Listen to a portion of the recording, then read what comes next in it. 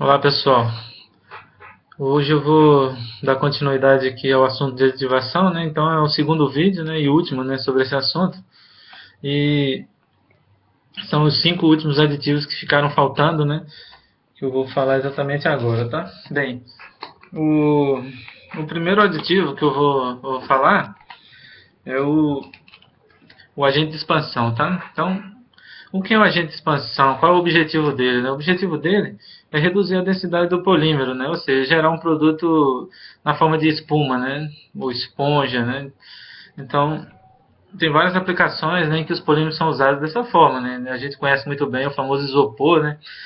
E o isopor é um poliestireno, né? Sendo que o poliestireno sem o agente de expansão tem uma densidade maior do que a da água, né? Maior do que um, né? E quando o agente de expansão é colocado nele, ele fica bem levinho, né? E aí tem algumas características, por exemplo, se a gente compra um eletroeletrônico, sei lá, uma televisão, né, sei lá, equipamentos eletrônicos, computador, né, entre outras coisas, a gente vê que geladeira, né, tanta coisa, né?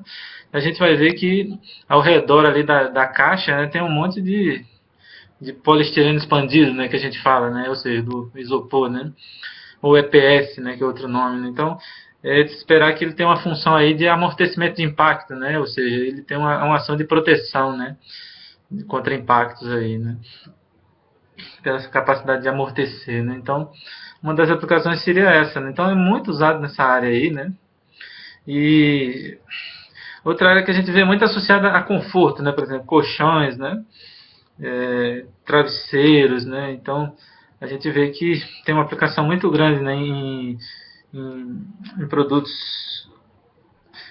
poliméricos, né, na forma porosos, né, porosos. E no caso aí o poliuretano, né, para essa parte aí de colchão, ele tem uma aplicação muito grande, né? Poliuretano expandido, né? Espumas de poliuretano, né? Então, nesse caso aí a gente pode dizer o quê? Está associado a conforto, né? A capacidade de amortecer também, né? É, outra, outra área muito usada para polímeros porosos, né? Está associada a isolamento térmico, né? Porque você tem ali os vazios, né? Devido aos poros, né? Isso vai dar um isolamento, né? E isolamento acústico também, né? Então tem uma aplicação muito grande aí na construção civil, né? É, e existem outras aplicações, né? Mas acho que essas aqui são suficientes, né? Para a gente fechar, né, essa parte em termos de aplicação, né, dos produtos na forma de espuma. Né? Então, como é que esses poros são gerados nos polímeros? Né? Existem várias possibilidades, né? E o aditivo usado nesse caso é o agente de expansão. Né? Então, uma forma muito comum é você colocar um líquido volátil, né, no polímero durante o processamento. Né? Então, por exemplo, uma extrusora, seja uma dupla rosca ou até monorrosca, elas podem ter uma porta de entrada, digamos assim, desses líquidos, lá mais na frente da máquina, ou seja, perto onde o material, depois de onde o material já fundiu, né? Ou seja, dentro da própria extrusora, quando o polímero já está na forma de melt, né? Porque ele entra sólido, né, e vai fundindo, vai ter uma região mais na frente ali que já vai estar totalmente melt, né? Então pode ter aí uma porta de entrada e existem equipamentos, né, devidamente adequados para isso, né, que você pode inserir, né, dentro da máquina esses compostos voláteis, né? Por exemplo, pentano, isopropanol, né? E, e também é muito comum usar também gases, né? Como nitrogênio, né? Injetar nitrogênio dentro do equipamento, né? Sendo que eles são mantidos pressurizados lá, né? Dentro do melt, né? Então, a máquina é devidamente, digamos assim, projetada para isso, né? Existe, eu acho que é importante isso aí, normalmente associado à disciplina de processamento, né? Quando eu lecionava aí essa disciplina, eu falava sobre isso mais em detalhes, né? Então tem alguns detalhes de desenho de rosca, por exemplo, né? Porque deve-se ter, por exemplo, um grande aumento de pressão, né, na rosca, um pouco antes de onde esse gás ou esse líquido volátil vai ser inserido, né? e na região onde ele é inserido a pressão é baixa, então isso faz com que ele não retorne, né? Porque se não tiver essa pressão um pouco atrás, né, ele vai retornar, né, pelo funil, né? Então você jamais vai, por exemplo, adicionar um líquido volátil desse no funil de alimentação da máquina, né? Porque senão ele retorna, né?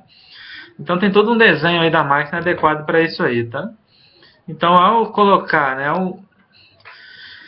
ao inserir, seja esse gás ou seja esse líquido volátil, né, então logo em seguida existe uma região de homogeneização deles, ou seja, para que ele fique devidamente distribuído no melt, né, e uma alta pressurização para que não haja expansão prematura, né. Então, e quando ele sai lá na matriz, né, considerando que seja uma extrusora, aí a pressão é reduzida, né, porque o material foi colocado na atmosfera, né, e aí, ao reduzir essa pressão, naturalmente há uma expansão, né, desse líquido volátil lá dentro, ou do gás mesmo, né, que estava sob pressão, né. E aí as bolhas vão ser geradas, né, os poros, né. Então, isso aí seria uma das formas, por exemplo, de gerar produtos, né, esponjosos, né, ou seja, pela ação física que a gente fala, né, ou seja, colocar compostos, né, que vão, ao reduzir a pressão, eles vão expandir e naturalmente os poros vão ser formados. Aí tem vários detalhes de massa molar do polímero adequada, né, do uso de outros compostos que devem atuar como ativadores, né, como nucleantes de bolhas, né, tem vários detalhezinhos aí que não está no objetivo aqui, né, desse vídeo, tá? Então, esses aí seriam os agentes físicos, tá? E também existe uma área da injeção, né, que é a de espuma estrutural, que tem esse mesmo princípio, né? Então, normalmente você coloca lá, pode ser gases, né, como nitrogênio, como eu falei, né? E eles são injetados, né, ou seja, no melt, sob pressão, e quando entra no molde, a pressão é abaixada, e aí vai formar o preenchimento do molde não vai ser só sob grandes pressões de melt que acontece na injeção convencional, e sim também pela própria expansão dos gases, né? Então, por exemplo, aí tem umas vantagens, por exemplo, de se usar máquinas com menor esforço, de se poder gerar produtos com espessura maior, normalmente é uma limitação da injeção, né? Então tem vários detalhezinhos aí, que é o famoso injeção de espuma estrutural, né? Então é uma área muito conhecida aí da injeção, mas normalmente, como eu falei, está associado também a uma disciplina de processamento de polímeros, tá? Outra forma de se gerar produtos esponjosos, né, espumas de polímeros, é o uso de compostos químicos sólidos, né, que vão se decompor, por exemplo, na extrusão ou na injeção, né? Então você usa lá um azocomposto, né, que é um composto que tende a se decompor e gerar nitrogênio, né? Então você coloca esse composto químico lá junto do polímero, ele vai entrar na extrusora e numa certa temperatura lá dentro ele vai se decompor. E quando se decompõe, libera nitrogênio. E esse nitrogênio vai ficar pressurizado dentro da máquina e quando sair, ou seja, quando sair pela matriz, a pressão vai ser reduzida e a expansão vai acontecer do mesmo jeito que eu falei para o caso anterior, né? Então é bem semelhante, né, a expansão em si, por quê? Porque vai ser um gás que vai fazer essa expansão acontecer. Mas a diferença em relação ao que eu falei anteriormente é o fato de ter uma reação química aí, né? Uma reação química que faz o gás ser gerado lá dentro, né? Diferente do outro que eles já entravam assim, ou seja, ou era um líquido volátil ou era um próprio gás injetado e aí era um processo físico. Isso aí é um processo químico, isso que eu acabei de dizer, tá? Existe uma outra possibilidade, né, que é a questão do poliuretano, né? Se você comprar, por exemplo, um isocianato e um diisocianato e um diálcool, é, né, muito comum em qualquer loja que vende resina, e se eles são para fazer espuma, se você misturar os dois lá, naturalmente você observa a espuma sendo formada, né?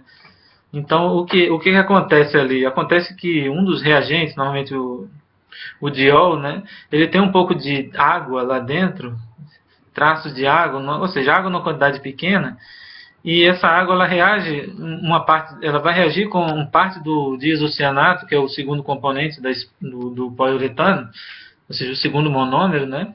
E ao reagir água com o isocianato, libera CO2, e o CO2 vai ser o agente de expansão aí, então vai ser o gás que, ou seja, gerado na reação química durante o próprio processo de formação do polímero, né?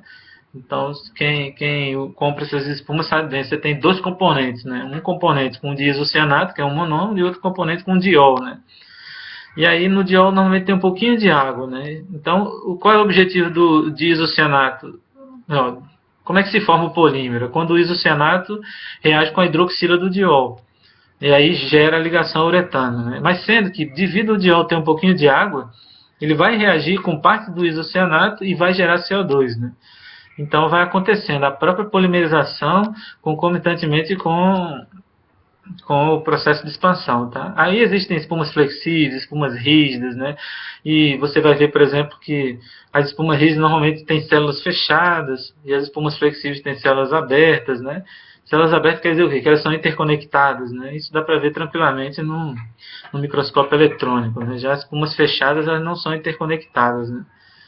Então, é como se fosse o processo da esponja de lavar pratos, por exemplo, ela seria de célula aberta, porque os poros estão todos interconectados ali. Né? Tá ok? Então, acho que esses aí são os principais, né, que eu queria falar, né, de agente de expansão, né, e como eu falei aqui, é de esperar que a maioria deles aconteça, como no caso do poliuretano, né, na própria formação da espuma e nos outros casos durante o processamento. Né? Mas há possibilidade, principalmente associada aos agentes de expansão químicos, né? Que são esses que têm reação química, deles serem adicionados já na síntese do polímero. Ou seja, na hora que o polímero vai ser sintetizado, esse agente é colocado lá, então ele já vem com essa capacidade de, sem necessitar uma mistura de aditivos, né? Durante o processamento, ou seja, ele já vem no próprio polímero e durante o processamento ele vai naturalmente decompor, tá? Então acho que esses três principais aí, eles são suficientes para exemplificar, né, o uso desses aditivos, né, de agentes de expansão, né? Então eu falei da aplicação, falei da forma de atuação de cada um, falei de... E quanto aos polímeros, normalmente você pode dizer que praticamente qualquer polímero pode ser expandido, tá? Pode-se obter espuma desses materiais, tá?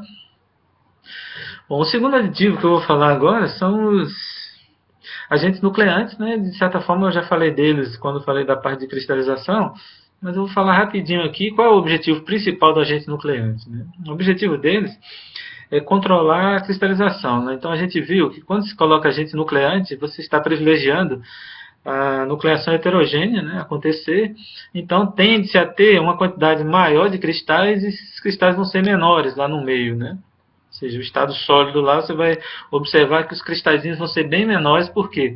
Porque pode-se dizer que cada partículazinha de agente nucleante que você colocou lá no meio vai gerar um cristal, né?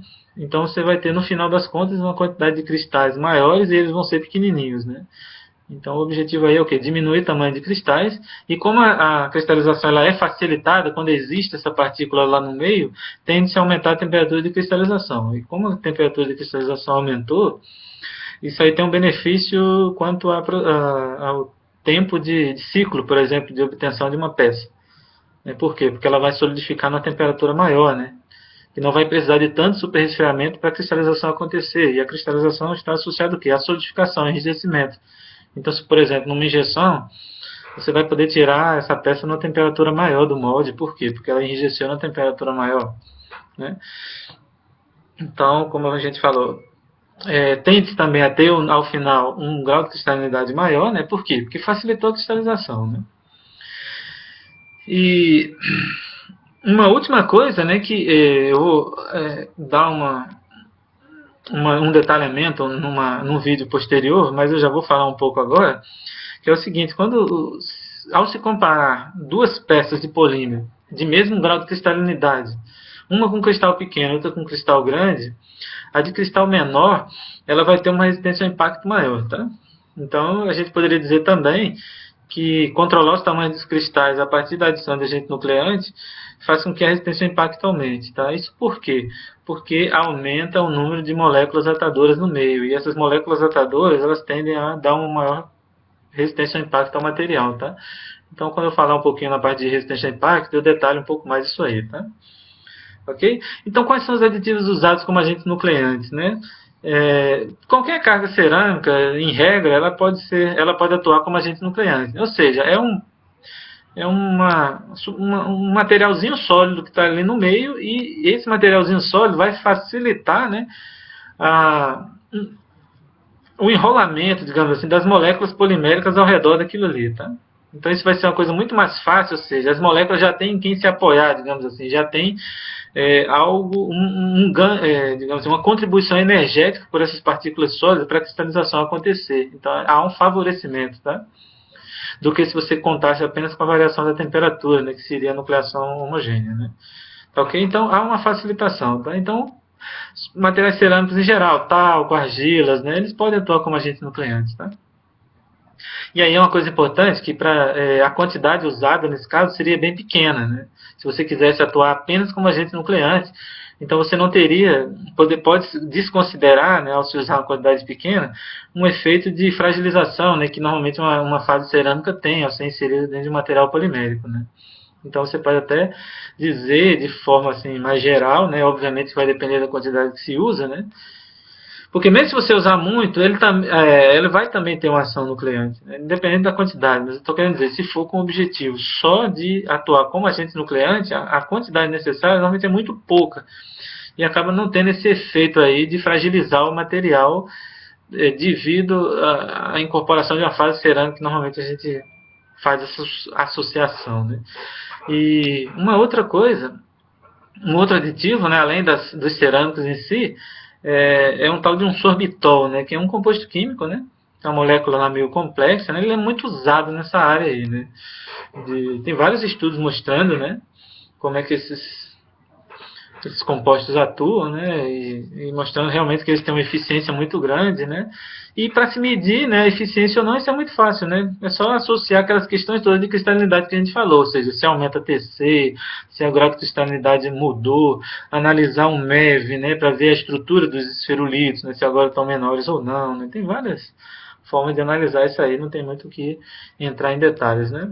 A adição vai ser durante o processamento mesmo, né, e tem N estudos sobre isso, né? Às vezes até de uma fase polimérica, verificando se uma fase polimérica tende a agir como agente nucleante de outro ou não, né? Até como agente antinucleante, né? Eu já vi um trabalho sobre isso, né? Então tem várias coisas por aí, tá? Bom, o terceiro aditivo que agora eu vou falar é o retardante de chama, né? Então, qual é o objetivo do retardante de chama, né? O nome aí já está dando uma dica, né? Aplicações de polímeros, né,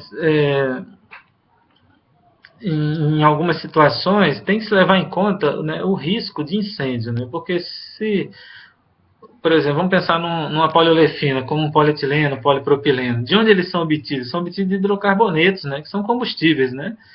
Então, normalmente, a gente pode considerar que a energia armazenada numa molécula polimérica é a mesma a mesma quantidade do que é armazenada nos gases de onde eles são derivados, dos quais eles são derivados, tá? Então, tocar fogo num polietileno, num polipropileno, ele incendeia mesmo, né? Por quê? Porque é um material altamente combustível, né? Toca fogo mesmo, né? É só ver aí, de vez em quando aí tem uns incêndios aí em empresas de reciclagem, né? E vai embora tudo, não tem como, né? Toca fogo geral mesmo, né? Digamos assim, tá? Então, algumas aplicações como construção civil, por exemplo, né? Polímeros usados, né, na construção de casas, de apartamentos, né? Na parte de indústria automotiva, né? Tem um acidente ali, tem que se usar materiais que tendem a incendiar lentamente, né? Ou que nem incendiem, né? Por quê? Porque vai dar tempo das pessoas se salvarem, né? A parte de aeronáutica é muito importante, né? De aviões, né? E de usar materiais que tenham uma menor tendência a incendiar, né? essas situações aí, né? E, entre outras, né? Tem roupa de criança também, tem a parte de automobilismo, né? De competição, né? Você vê que tem os macacões lá dos caras, né? Cada dia foi tendo evolução ali para ter roupas, né? Que não incendiem facilmente, né? Então, a gente pode dizer que o aditivo retardante de chama, ao ser usado num polímero que naturalmente tenderia a incendiar, digamos assim, a queimar, ele tem o objetivo de reduzir, né, essa tendência do material tem de incendiar, tá, de pegar fogo, tá? Então o objetivo dele é retardar isso aí, tá? De repente, se uma chama tiver em contato com o polímero, se ela for removida, que pare a chama, né, e não se mantenha, né, ou que se demore muito mais, né.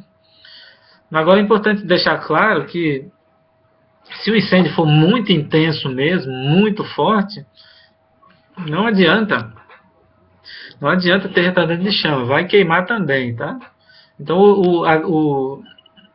o ponto de partida aqui é fazer com que esse processo tenda a ser mais lento, né? Para que haja tempo, né, digamos assim, de se salvar, né, da pessoa conseguir escapar ali, né, ou seja, que demore mais, que não tenda a se manter, né, uma vez começado, né, que seja algo assim, tá? E tem normas, claro, para isso, né, ou seja, o material para certas aplicações ele vai ter que passar por aqueles testes, ou seja, tem os testes de velocidade de propagação da chama, ou seja, o cara toca fogo ali e mede quantos milímetros por minuto queimou ali, né, de comprimento de material, né. Então é por aí o negócio, tá? Então existem alguns compostos retardantes de chama que são, cada um tem uma forma de atuação, né? Então quais seriam as formas de atuação principais, né? O processo de propagação de chama num polímero é via geração de radicais livres, de propagação de radicais livres, do mesmo jeito como eu expliquei no caso de uma termooxidação e no caso de uma fotodegradação, né? Mas qual é a diferença? É que você tem uma quantidade muito grande dessas reações acontecendo instantaneamente, né? E como a quantidade é muito grande, libera-se muito calor, né? E por isso que a propagação da chama acontece, tá? E um outro aspecto aí é que assim, o material começa a queimar ali, aí começa a liberar gases, e esses gases alimentam atuam como combustíveis e alimentam a própria chama ali, fazendo que haja mais queime, e assim a chama seja mantida, tá? Então, como é que se vai interferir nisso aí, né? Então, as formas principais, né, que os retardantes de chama atuam, elas são as seguintes. Você tem, uma delas é interferir nesses radicais, ou seja, como os radicais são gerados e tal, então seria um composto químico que, ao se decompor, libera alguns radicais que vão interferir nesses radicais do polímero, fazendo que não haja uma propagação grande de radicais, tá? Então, ou seja, uma interferência no mecanismo de propagação de radicais, tá? Então, aí seria uma das formas, ou seja, ele interfere quimicamente mesmo no processo de propagação de chama, tá? Outra forma de atuação dos retardantes de chama seria um composto químico que está lá dentro, que tende a se decompor com o aumento da temperatura endotermicamente. Então ele vai absorver parte daquele calor existente no meio, tá? Então, alguns compostos como as cargas hidratadas, né, que são a alumina hidratada, o óxido de magnésio hidratado, né? Eles têm essa capacidade, ou seja, a partir de uma certa temperatura, eles tendem a liberar água. E como liberar água? E essa reação é endotérmica, então ele absorve calor. Então aí seria um mecanismo de atuação. E ao liberar água, ele está jogando gases para o meio, ou seja, voláteis ali para o meio, não combustíveis, né? E aí que entraria um terceiro mecanismo, né? Esse terceiro mecanismo é a liberação, né, de diluentes, né, não combustíveis. Então, por exemplo, liberar água para o meio, liberar outros gases não combustíveis, tende a fazer com que a concentração de oxigênio no meio seja reduzida, né? E como a concentração de oxigênio reduziu, pode ser que não haja oxigênio suficiente para a chama se manter, né? Porque o oxigênio é um dos atores principais nesse processo de propagação de chama, né? Então, e existe até um ensaio, né, sobre retardantes de chama, que tende a medir a quantidade mínima de oxigênio necessária para aquela chama se manter, né? Então, quando a quantidade mínima de oxigênio necessária para a chama se manter é menor que 20%, então isso quer dizer o quê? Que na atmosfera comum, um polímero que tenha essa característica, ele vai se manter queimando, né? Então, por exemplo, no caso de um polietileno, a quantidade de oxigênio necessária para ele manter uma chama é menor do que a que existe na atmosfera. Então, por isso que ele mantém se queimando mesmo, na atmosfera comum, né? Agora, se você pegar um teflon, que é um politetrafluoretileno, a quantidade de oxigênio necessária no meio para que uma chama comece e se mantenha, parece que é mais de 80%. Né? Então, por isso que, ao tentar tocar fogo no teflon, na atmosfera comum, a chama vai extinguir, às vezes nem começa, né? Por quê? Porque precisaria de muito mais oxigênio. Então, voltando aqui para o princípio, do terceiro princípio de atuação dos retardantes de chama, seria liberação de gases diluentes, né? Que eles vão reduzir a concentração de oxigênio no meio, e assim não vai ter oxigênio suficiente para aquela chama se propagar, né? Então, no caso da alumínio tereidrazada, como eu falei, ela teria, além do processo endotérmico, ela teria esse também, porque ela libera vapor d'água ali, né? E outros retardantes de chama também têm essa característica, tá? De liberar compostos diluentes ali do gás presente, do oxigênio presente, tá? Uma quarta forma de atuação, né, dos retardantes de chama é pela formação de uma casca, né? Uma casca rígida. E essa casca rígida, ela impede a continuidade da propagação da chama. Então, tem um retardante de chama misturado com polímero. Aí a chama está em contato com o polímero. Aí o que acontece? Esse retardante de chama presente lá, ele vai reagir e vai formar uma casca meio grossa ali, né, impermeável, e aí vai impedir, né, a atuação, né, desses atores principais, né, o oxigênio, né, e a chama continuando ali. Por quê? Porque vai ter uma barreira, né? Então, aí seria uma quarta forma de atuação, tá? E normalmente quem atua dessa forma são os compostos de fósforo, ok? Então, apesar de eu já ter falado de alguns compostos que atuam como retardantes de chama, normalmente a gente tem, assim, os fosforados, né, que são alguns fosfatos, né, que tem como atuação principal, a forma de atuação principal é exatamente pela formação dessa casca aí que eu estava dizendo agora, né? Existem os halogenados, né, que são os compostos clorados, compostos bromados, né? E normalmente atuando em conjunto com óxido de antimônio, trióxido de antimônio, eles têm normalmente uma atuação a partir de radicais, como eu tinha falado, que é um dos mecanismos, ou seja, eles interferem quimicamente. Ou seja, ao se colocar esses compostos nos polímeros e eles serem submetidos à chama, eles vão liberar radicais que vão atuar nos radicais gerados lá no polímero, tá? Que atuariam propagando essa chama aí, tá ok? Na atuação endotérmica, tem as cargas hidratadas, né, que são a alumina hidratada, como eu falei, né, e o magnésio hidratado, né, muito usado, por exemplo, nos Estados Unidos, por exemplo. Por quê? Porque por restrição ambiental, né, os halogenados, eles tendem a ter um certo problema, que é a liberação, por mais que eles impeçam a propagação da chama, eles tendem a liberar produtos muito tóxicos, né? Então, às vezes, a pessoa não morre pela chama, mas morre pela fumaça liberada, né? Porque tem produtos muito tóxicos, né? Então, em certos países aí, tem meio que banido os produtos halogenados, né? Então, você vai ver que vai depender da legislação do país. Então, eu vejo que nos Estados Unidos tem aumentado muito o uso de cargas hidroxiladas.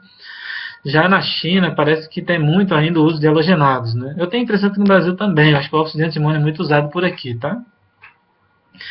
E agora, um probleminha das cargas como a alumínio hidratada é que ela só tem uma atuação realmente eficaz quando é usada em quantidade relativamente grande, né?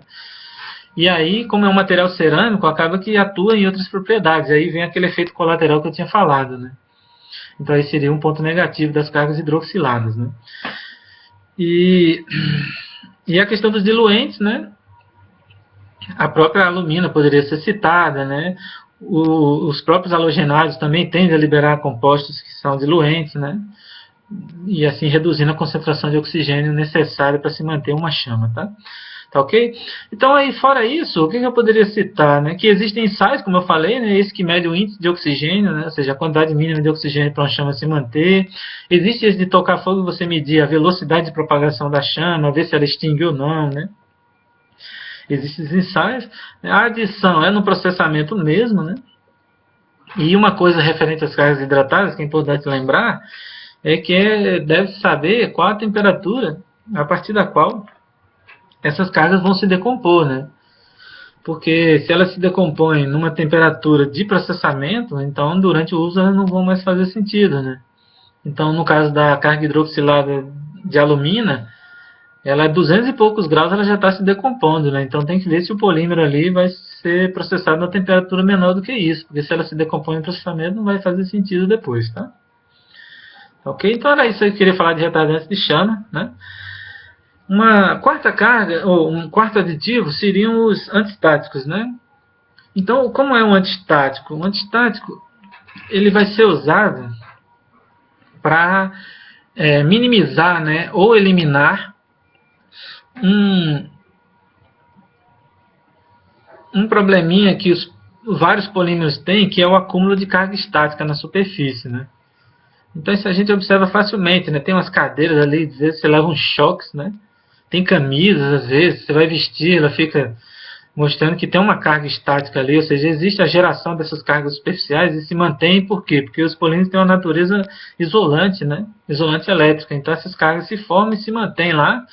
Então, para certas aplicações, isso pode ser perigoso, né? Por exemplo, até a geração de faíscas, podendo gerar incêndios, né?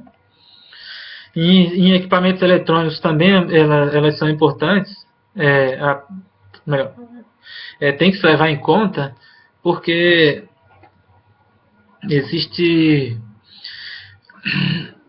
a possibilidade de danificar os equipamentos mesmo, né? Além de choques, entre outras coisas, tá? Então, o uso de antistáticos acaba sendo importante nesse caso, né? Então, é um aditivo usado para tentar minimizar essa geração de cargas, né? Ou seja, pelo menos se elas forem geradas, que sejam dissipadas, né? Então, como está associada a natureza condutora a natureza isolante dos polímeros, né? Então, normalmente você vai associar o uso desses aditivos com o aumento da condutividade, né? Então, o que se pode fazer? Pode-se adicionar uma carga condutora no polímero como um todo, por exemplo, o negro de fumo é muito usado, né? Porque o negro de fumo tem uma natureza condutora, né? Porque vem da estrutura semelhante à da grafite, né? Que é condutora, né? Então o negro de fumo tem essa característica, ou seja, então se você aditivar um polímero com negro de fumo, a condutividade do produto como um todo vai aumentar. Então, o efeito de geração de carga estática tende a se reduzir no material. Por quê? Porque a condutividade volumétrica do material foi aumentada, né? E mesmo princípio, aí teria o uso de cargas metálicas, né? Então, se você usar um material metálico ali, uma carga metálica, misturar com o polímero, também vai aumentar a condutividade volumétrica dele, tá? Então, seria uma atuação muito típica, né? Você vai ver de vez em quando peças, né, de eletroeletrônicos pretas, né? Aí negro de fumo é bastante usado aí, tá? Uma outra forma de atuação, né, são alguns compostos que a gente chama de antistáticos, né, que eles têm a característica, se vamos pensar assim, num produto isolante, como um polietileno, uma poliolefina, né? Então, se você colocar ali um aditivo que tem uma parte polar e uma parte apolar, você vai misturar numa extrusão mesmo, tá? Vamos pensar num estearato, sei lá, numa glicerina, né, em algumas aminas, né? Elas vão ter uma parte ali apolar e uma parte polar. Então, você misturar com esse polímero aí, devido à pouca afinidade, devido à polaridade desse composto, que ele foi misturado com esse material apolar, ele vai tender a migrar para a superfície, né? Então, quando migra para a superfície, o que acontece? A parte apolar fica voltada para dentro do polímero e a parte polar fica voltada para a superfície em si, né? E como a polaridade na superfície agora aumentou, ela tende a absorver um pouco de umidade, né? E a umidade absorvida na superfície faz com que seja dificultado esse acúmulo de carga estática no material, tá? Então agora o que se tem? Tem um material com antistático, né, que vai ter um menor acúmulo de carga estática. Por quê? porque foi colocado um aditivo que tem uma capacidade de absorver umidade na superfície e a carga tende a se dissipar mais facilmente, tá? Então aí tem alguns detalhezinhos, por exemplo, leva-se um tempo depois do processamento para que haja uma ação efetiva desse aditivo, por quê? Porque ele tem que migrar para a superfície, né? Então só observa realmente o efeito adistático depois de alguns dias depois do processamento, tá? Claro que pode se adiantar isso, mediante um controle de temperatura, por exemplo, né? Mas obviamente aí que para uma atuação efetiva tem que se ter uma umidade do ar um pouco alta, né? Para que esse aditivo realmente seja efetivo, tá? Outra possibilidade seria, em vez de processar, misturar e esperar migrar, seria adicionar uma camada superficial mesmo, de um aditivo de forma semelhante, né? Então, às vezes, para algumas situações isso é feito, né? E acho que tem alguns produtos aí que realmente a aplicação já é na superfície, tá? Acho que principalmente associado a fibras, né? É feito dessa forma, tá ok? Então, como é que se faria teste? Faria teste de resistividade mesmo, né? E existem alguns testes para isso aí, tá ok? Então, os adestáticos, acho que basicamente isso, né? Obviamente que, a depender do tipo de aditivo, existirão vantagens e desvantagens, né? Como esse que é aplicado na superfície, ele pode ser removido mais facilmente, né? Tem vários detalhes aí, né? Que eu não vou ampliar muito aqui, tá? E, por fim, o aditivo que eu queria falar são os agentes transficantes, né? Então, se a gente pensar no poliestireno, por exemplo, é um material que, se você aplicar um esforço de tração nele, ele com 6, 7% de deformação, ele vai romper, né? Por quê? Porque é um polímero vítreo, não tem nenhuma TG beta significativa, então é um material muito frágil, né? E a mesma deformação vai ser sofrida pelo PMMA, né?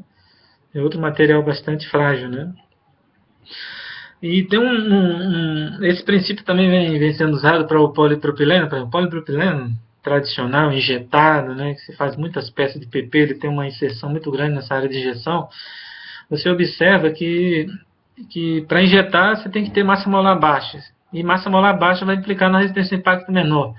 Como ele tem uma TG relativamente alta, ou seja, próxima a 0 graus, né, então certas aplicações aí ele vai ficando muito frágil, né, se for um grade de injeção, né. Então os caras viram que usaram o mesmo princípio de tenacificação para o PS e para o MMA, para o PP, e funcionou muito bem. E como é essa tenacificação, ou seja, como atua esse agente tenacificante, né? Ele vai transformar um material que é frágil num material numa ductilidade muito maior, né? Então, no ensaio de tração, se o PS deforma 5%, ele vai deformar agora 80%, 90%, 100%. Tá? Ou seja, você aumenta a ductilidade desse material, né? E ao se aumentar a ductilidade, tem também, em regra, um aumento da resistência ao impacto, né? Claro que não é só a ductilidade aumentando que aumenta a resistência ao impacto, né? Mas ao se fazer uma comparação de área sobre a curva, né, que é um indicador de energia, né, para fratura, ou seja, um indicador de tenacidade, observa-se que um polímero tenacificado ele tem uma capacidade de absorver energia de impacto para romper muito maior do que esses que não são tenacificados, né? Então, qual é o princípio, né, desses agentes tenacificantes, né? Então, é uma nova fase existente lá dentro, no caso do PS, vamos pensar assim, é uma fase elastomérica, tá? Então, o polibutadieno é o exemplo mais usado, né, no caso do PS. Então, ao se colocar uma fase elastomérica lá dentro, elas ficam como esferazinhas distribuídas uniformemente no polímero como um todo, e elas tendem a induzir um gasto de energia muito maior ao formar umas entidades que a gente chama de microfibrilas, né, ou crazing, né? Eu vou explicar isso quando eu falar dos mecanismos de deformação, né, por tração dos polímeros, tá? Então, como ela induz um gasto de energia muito maior lá dentro, então você vai ter ao final um produto muito mais tenaz e um produto muito mais dúctil, tá? Eu vou explicar isso, como eu falei, num vídeo posterior aí, vai ficar bem mais nítido aí como é que é exatamente essa atuação, tá? Agora, às vezes você poderia até questionar, será que isso é um aditivo mesmo? Na verdade, em certas situações nem seria exatamente um aditivo, porque muitas vezes esse polibutadieno, ele na verdade ele está grafitizado no próprio poliestireno, né? Então, e é exatamente uma tendência mais atual. Antigamente não, eles faziam blend de poliestireno com polibutadieno, mas hoje em dia tende-se a usar um polímero grafitizado, né? Então aí, na verdade, nem parece ser um aditivo, né? Mas acho que é interessante classificar dessa forma, porque é, a gente distingue bem o fato de ter alguém ali no meio que vai fazer com que haja uma mudança nas propriedades do polímero do que em relação a se não, ele não estivesse lá dentro, né? Então, no caso da fase polibutadiena, como eu disse, né? Vão ficar como mini-esferas lá, essas mini-esferas vão fazer com que o polímero absorva muito mais energia antes de sofrer ruptura, né? E ele vai ter uma deformação muito maior, né? E uma energia também, tá? E esse mesmo princípio foi levado para o polipropileno, tá? Mesmo o polipropileno, a princípio, sendo um material dúctil, né? A presença dessa fase elastomérica lá induz, ao redor lá dessas partículas, um gasto de energia muito maior para uma fratura acontecer. Então ele fica muito mais tenaz, tá? Então a resistência ao impacto aumenta muito. E aí pode se conciliar, né? Um material de baixa massa molar, né? Com alta resistência ao impacto, que é exatamente uma limitação aí do PP, tá? Antigamente, tá ok? E no caso aí dessa incorporação, então aí seria na síntese mesmo, em regra, né? Então, apesar de poder serem feitas blendas, né? É mais comum que isso seja feito como grafitização, né? Então vem da síntese, né? Mas existe no caso do PMMA blendas também, né? Blendas de borrachas acrílicas com PMMA, né? Então, no caso, você vai buscar sempre uma borracha que tenha uma afinidade mesmo, porque a interface aí passa a ser muito importante, né? Se for interface muito fraca, ou seja, não tiver afinidade nenhuma, pode ser que essa essa fase borrachosa, ela não consiga induzir, né, um maior gasto energético para uma fratura acontecer, tá? Se a interface for muito fraca, se não houver afinidade nenhuma, tá? Então, no caso da grafitização, ela acaba implicando numa afinidade maior, né? E depois eu explico isso aí, tá? Então, acho que era isso aí, gente. Eu tenho muita coisa para falar de aditivo, inclusive sobre esse que eu falei, né? Tem muita coisa, né? Mas acho que é suficiente aqui, tá?